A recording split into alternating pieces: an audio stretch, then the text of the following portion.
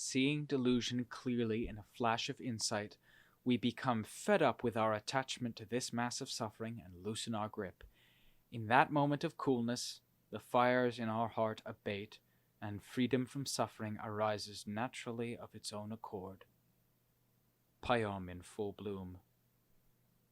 By the middle of October 1952, the Phayom tree was in full and radiant bloom. Sitting beneath it one afternoon, her mind awash in splendor, Manchi Kaew felt the time was right to inform Ajaan Mahabua about her crowning achievement. He was, after all, the inspiration that had led her to this profound, majestic radiance of mind. It was time she repaid his confidence in her with the fruits of her triumph. As it was a lunar observance day, she went to visit him late in the afternoon. She left the nunnery with several nuns as companions, walking together through the fields that rimmed the village until they reached the other side. From there they began the steep climb to Ajaan Mahabua's mountain cave. Seeing Ajaan Mahabua seated at the cave's entrance, Manchi Kaew prostrated before her teacher to pay obeisance and exchanged greetings with him. She then bowed her head, pressed her palms together, and asked permission to speak. She spoke of her progress over the past year, carefully detailing the consecutive stages of her experience, and concluded with her lion's roar, the radiant emptiness of mind that permeated the entire cosmos and transcended all conditions. When she stopped speaking, Ajaan Mahabua looked up and calmly asked, "Is that all?" Manchi Kaew nodded. Ajaan Mahabua paused for a moment and then spoke. "When you investigate mental phenomena until you go beyond them completely, the remaining defiling elements of consciousness will be drawn into a radiant nucleus of awareness, which merges with the mind's naturally radiant essence. This radiance is so majestic and mesmerizing that even transcendent faculties like spontaneous mindfulness and intuitive wisdom invariably fall under its spell. The mind's brightness and clarity appear to be so extraordinary and awe-inspiring that nothing can possibly compare. The luminous essence is the epitome of perfect goodness and virtue, the ultimate in spiritual happiness. It is your true, original self, the core of your being. But this true self is also the fundamental source of all attachment to being and becoming. Ultimately, it is attachment to the allure of this primordial radiance of mind that causes living beings to wander indefinitely through the world of becoming and ceasing, constantly grasping at birth and enduring death. The fundamental cause of that attachment is the very delusion about your true self. Delusion is responsible for all the defiling elements of consciousness, and its avenue of escape is the ongoing momentum of conscious activity. In this sphere, delusion reigns supreme. But once mindfulness and wisdom are skilled enough to eliminate conscious activity and therefore close this outlet, delusions created by the flow of mental phenomena cease. Severing all of its external outflows leaves delusion no room to maneuver inside the mind, forcing it to gather into the radiant nucleus from which all knowing emanates. That center of knowing appears as a luminous emptiness that truly overwhelms and amazes. But that radiant emptiness should not be mistaken for the pure emptiness of Nibbana. The two are as different as night and day. The radiant mind is the original mind of the cycle of constant becoming, but it is not the essence of mind which is fully pure and free from birth and death. Radiance is a very subtle, natural condition whose uniform brightness and clarity make it appear empty. This is your original nature beyond name and form, but it is not yet Nibbana. It is the very substance of mind that has been well cleansed to the point where a mesmerizing and majestic quality of knowing is its outstanding feature. When the mind finally relinquishes all attachments to forms and concepts, the knowing essence assumes exceedingly refined qualities. It has let go of everything except itself.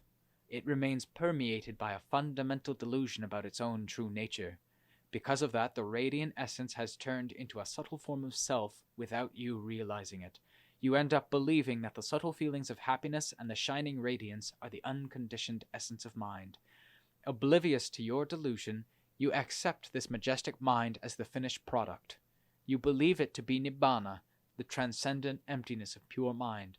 But emptiness, radiance, clarity, and happiness are all subtle conditions of a mind still bound by delusion.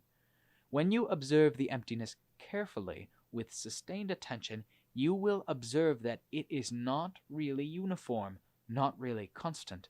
The emptiness produced by primal delusion is the result of subtle conditions. Sometimes it changes a little, just a little, but enough for you to know that it's transient.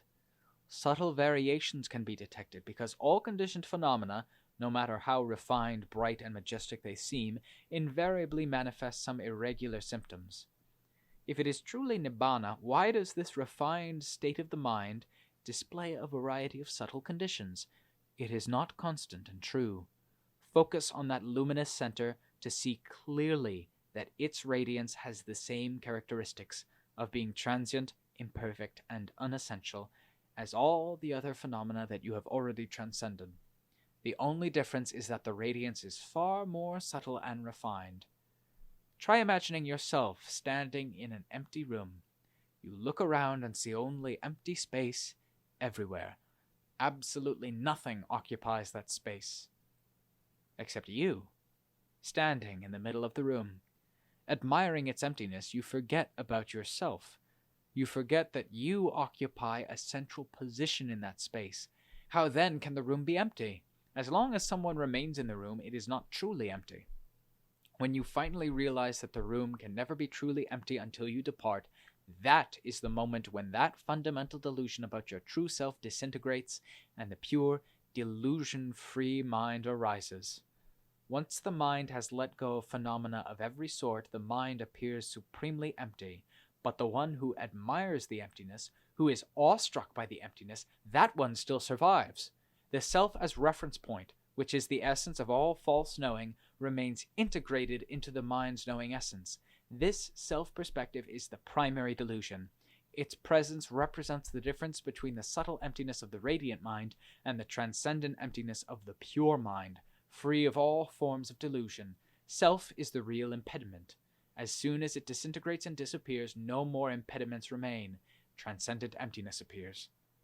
As in the case of a person in an empty room, we can say that the mind is truly empty only when the self leaves for good. This transcendent emptiness is a total and permanent disengagement that requires no further effort to maintain. Delusion is an intrinsically blind awareness masquerading as radiance, clarity, and happiness. As such, it is the self's ultimate safe haven. But those treasured qualities are all products of subtle causes and conditions. True emptiness occurs only when every single trace of one's conditioned reality disappears. As soon as you turn around and know it for what it is, that false awareness simply disintegrates. Clouding your vision with its splendor, that luminous deception has all along been concealing the mind's true, natural wonder. Returning to the nunnery that evening, Chee reflected on how the radiant mind had become her sole lingering attachment. Cherishing and safeguarding it more than anything else, she hardly wanted to interfere with it. Within the entire mind and body, nothing stood out so prominently as that luminance. It provoked such a riveting sense of inner amazement, and consequently such a protective feeling of attachment, that she wanted nothing to disturb it. Because of Chee delusion about the mind essence that knows all things, she forgot to investigate and pass judgment on the true nature of that essence. When the scope of the mind drew inward, it gathered itself into a radiant nucleus, bright, cheerful, and bold. Every mental act arose from that nucleus. Consciousness flowed from that nucleus. Thoughts formed there. All happiness seemed to gather there, so she had believed that it must be Nibbana, the center of her being that was so bright and clear all the time. But she now realized that it was actually the nucleus of the origin of suffering. Fearless and unshakable, Chee began to meticulously scrutinize her mind's extraordinary radiance, looking for any signs of imperfection. The luminous mind appeared unblemished, untroubled, and exceedingly pure at first. But when she looked at it more closely, she began to notice that an equally refined dullness occasionally emerged to tarnish that radiant, crystal-clear essence of knowing. This irregularity caused an equally subtle form of dissatisfaction and uncertainty to slip in. The minute fluctuations that she observed revealed enough variance to make her suspicious and to encourage her to persevere. Eventually, she became so absorbed in attending to those fluctuations that she lost all sense of time. She completely forgot the time of day, the time for sleep, and even how tired she was.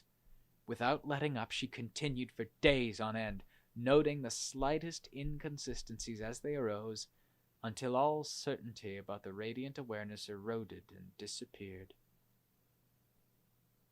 With the first light of dawn, on November 1st, 1952, Kaew sensed that her body was tired.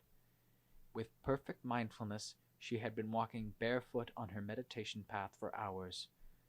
She decided to rest for a while before going to the kitchen to prepare food for the monks' alms round. The first clear rays of dawn were beginning to illuminate the topmost foliage of the Phayom tree, bathing its yellow flowers in the soft glow of imminent awakening. She walked slowly to the bamboo platform under the tree and sat perfectly still for a long moment, a moment of deep, still, unfocused calm. A prolonged lull ensued where nothing moved forward, nothing moved back, and nothing stood still. Then, aware but knowing nothing in particular, suspended in emptiness, the crystal-clear radiance of mind she had treasured for so long suddenly turned and dissolved, revealing a pure, all-knowing presence that filled the heart and pervaded the entire universe. The knower was everywhere, but nothing was known. Without characteristics and without source, emanating from no point in particular, knowing was simply a spontaneous happening of cosmic expanse. The radiant awareness had dissolved in an instant, leaving only purity of mind and the essential freedom of pure Dhamma, an absolutely unconditioned knowing that entirely transcended all forms of human conception. Body, mind, and essence are all distinct and separate realities. Absolutely everything is known: earth, water, fire, and wind, body, feeling, memory, thought, and consciousness, sounds, sights, smells, tastes, touches, and emotions, anger, greed, and delusion, all are known. I know them all as they exist, in their own natural states. But no matter how much I am exposed to them, I am unable to detect even an instant when they have any power over my heart. They arise, they cease. They are forever changing, but the presence that knows them never changes for an instant. It is forever unborn and undying. This is the end of all suffering.